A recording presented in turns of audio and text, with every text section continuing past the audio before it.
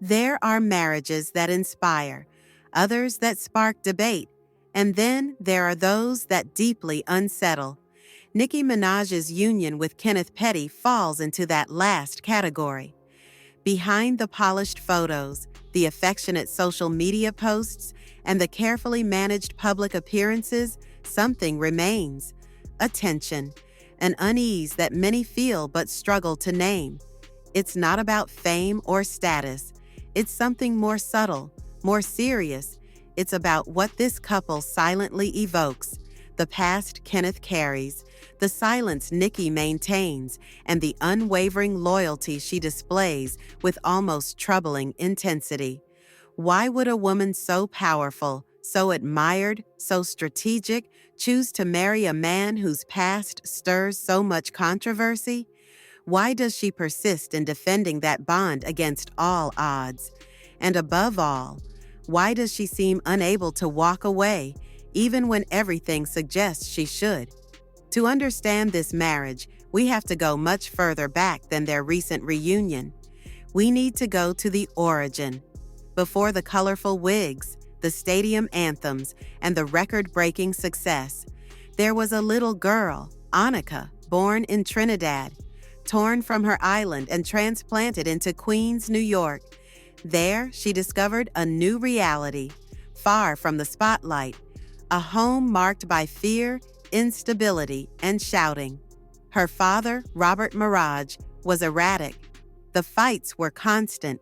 One day, he set their house on fire. Her mother was inside. Firefighters arrived. Terror took hold.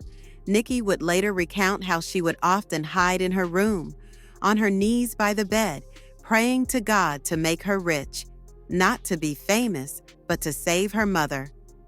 If I can take care of her, she thought, she'll be able to leave. She won't have to stay with him. That childhood prayer, born from fear and powerlessness, shaped her entire perception of love. Because when you grow up in chaos, you learn to survive quickly. You anticipate, you observe, and sometimes you confuse love with endurance. Staying becomes a sign of loyalty. Enduring becomes proof of love. Nicki didn't choose this pattern, but it imprinted on her deeply, and even when fame came, it lingered, hidden beneath the glitter. Over the years, her relationship seemed to follow a pattern that was hard to break. Always the same dynamic: passion, tension, arguments, accusations, noise, turmoil, fire. With Safaree Samuels, the relationship began in the shadows. They helped each other, supported one another, and navigated the early stages of success together. But soon, conflict emerged. In 2011, a police report mentioned an altercation. Safaree allegedly hit Nicki with a suitcase. In 2014, after their breakup, he claimed he had to be taken away on a stretcher, while admitting he lied to police to protect her. Nicki, on the other hand, accused him of stealing, cheating, and betraying her before their relationship ended. Then came Meek Mill. In 2015, their relationship went public, very talked about, and just as unstable. On the surface, they were the power couple of American rap. But behind the scenes, the tension was constant. They broke up 2 years later, amid deep disagreements and lingering wounds. Every time the spiral repeated, Nicki got involved, then things unraveled. The stories ended in clashes, accusations, and regrets. And she stayed. She took the hits. She responded. She sometimes exposed the truth. But she didn't run. Maybe because running would mean abandoning what she learned so early on. That love is complicated. That love hurts. And that when it hurts the most, maybe that's where some hidden truth lies. It was in this context that Kenneth Petty reappeared. He wasn't a stranger. They knew each other in high school before the fame, a brief teenage fling. In another lifetime, in 2018, they reconnected. And this time, Nicki didn't hide anything. She claimed him, loved him, made it public. Within a year, their relationship escalated. In 2019, they got married. In 2020, she gave birth to their son. To her, Kenneth represented more than a partner. He was the boy from before the fame, the one who loved her without makeup, without awards, without strategy. He symbolized a return to her roots, a kind of authenticity. But that romance cast a shadow, one that went far beyond media discomfort. Kenneth Petty has a heavy criminal past. In 1994, he was convicted of attempted rape of a minor. He was 15, she was 16. Then, in 2002, he was arrested for homicide. The case was reduced to manslaughter through a plea deal. He served 7 years in prison. When Nicki went public with their relationship, backlash followed. The media lit up. Fans questioned everything, but she stood her ground. She defended her choice, claimed they were both minors during the assault. She disabled comments, ignored debates, and pressed on. To her, Kenneth truly knows her. He's not in it for the fame, not for the image. It's raw love, real, unconditional. But can love truly be separated from the past it's tied to? Can a criminal record be erased by the force of emotion? And most of all, what drives such a smart, calculating woman to take such a risk?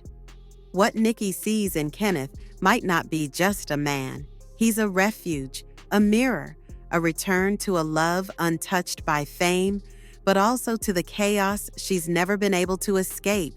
And that's where the cracks begin to show. The marriage between Nicki Minaj and Kenneth Petty could have remained a private matter despite the controversy, but it quickly became public, scrutinized, commented on, challenged. In March 2020, Kenneth was arrested for failing to register as a sex offender in California, something he was legally required to do upon moving there. That oversight wasn't minor. It reignited criticism. For some, it was carelessness. For others, a harsh reminder of his past. Then, in September 2023, another scandal broke out. Kenneth publicly threatened Offset, Cardi B's husband. The scene was filmed and went viral. His tone was aggressive, confrontational. He violated the terms of his supervised release. And once again, Nicki took the hit. Her image was immediately impacted. Headlines didn't say Kenneth Petty back in trouble, but Nicki Minaj's husband involved in. She became guilty by association. For her fans, it was confusing. For her critics, confirmation of a deeper problem. Why keep defending him when all signs point the other way? Why the silence when everything's falling apart? Why continue minimizing the obvious? But the scandal that would change everything hadn't happened yet. It had a name, a face, a voice: Jennifer Huff. In 2021, this woman broke her silence. She was the victim of the assault for which Kenneth was convicted in 1994. For years, she said nothing. She tried to rebuild her life, but this time, she claimed she had been contacted, pressured to recant, threatened. And according to her, the pressure came from Nicki herself. Jennifer said she received a direct call. Nicki allegedly asked her to sign a pre-written statement denying the incident. In exchange, she offered $20,000. Jennifer refused. Then came the threats. People showed up, insisted, harassed her. She filed a lawsuit. It named both Kenneth Petty and Nicki Minaj. The accusations were serious: witness intimidation, bribery, harassment. The news exploded. The media ran wild. Social media caught fire. Nicki denied any direct involvement. Her name was eventually dropped from the case, but the damage was done. Her image had taken a hit. Public opinion began to shift. While Jennifer Huff pursued justice, other tensions resurfaced. One moment in particular crystallized the instability: a public altercation with Meek Mill. It happened in a luxury boutique in Los Angeles.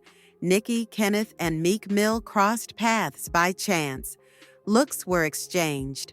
Words flew. Witnesses filmed the scene. The footage went viral.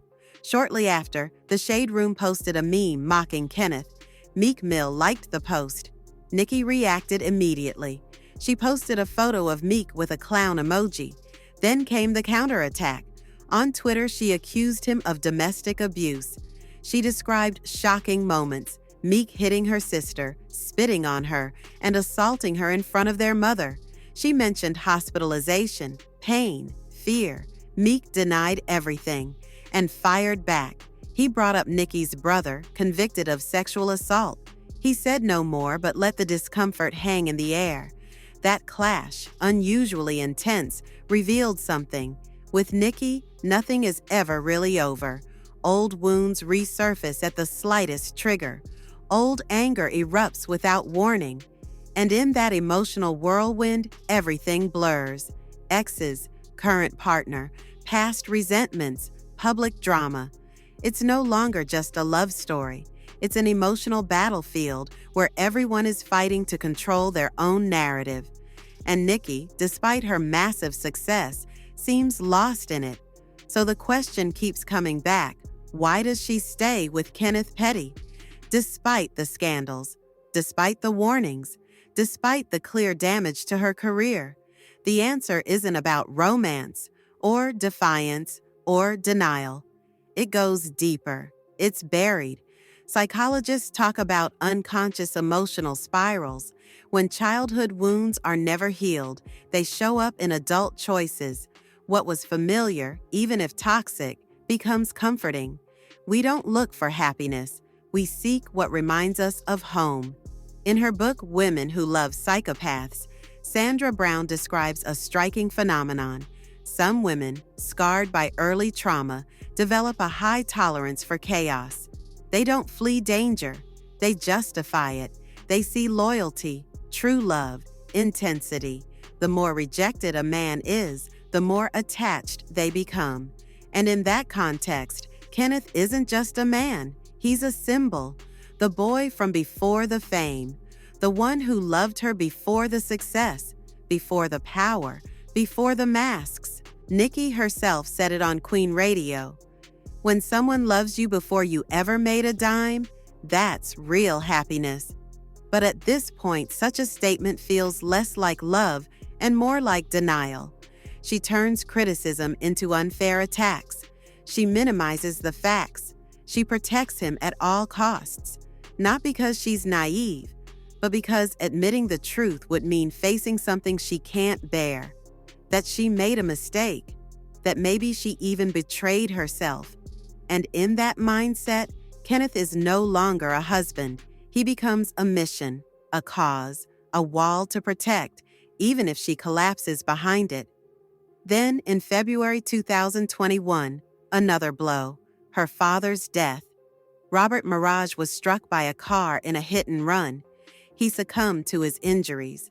Suddenly, all the things she once said about him, fear, anger, violence, shattered. Nicki was devastated. On social media, she wrote, "I want to call him all the time, even more now that he's gone." Then this chilling line: "He was very loved. He will be terribly missed." That grief marked a turning point. It revealed a deeper, more human truth. Despite everything, she loved him. She still hoped, maybe for forgiveness, maybe for reconciliation. But time ran out, and that emptiness, that regret, that sudden loss, reignited what she had been trying to escape.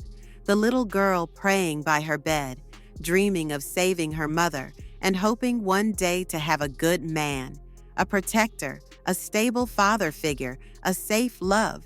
Maybe that's what she's still seeking in Kenneth, not because he embodies it, but because he allows her to replay the story. One more time, one last round, to fix the unfixable. Nicki Minaj will remain one of the most influential artists of her generation. But behind the power, behind the icon, there's a woman, complex, broken in places, searching for meaning in a world she dominates, but doesn't always understand. Because in the end, we go back to where our hearts first learned to beat, even if it was in fear, even if it was in pain. And sometimes Loving someone means having the courage to stop betraying yourself.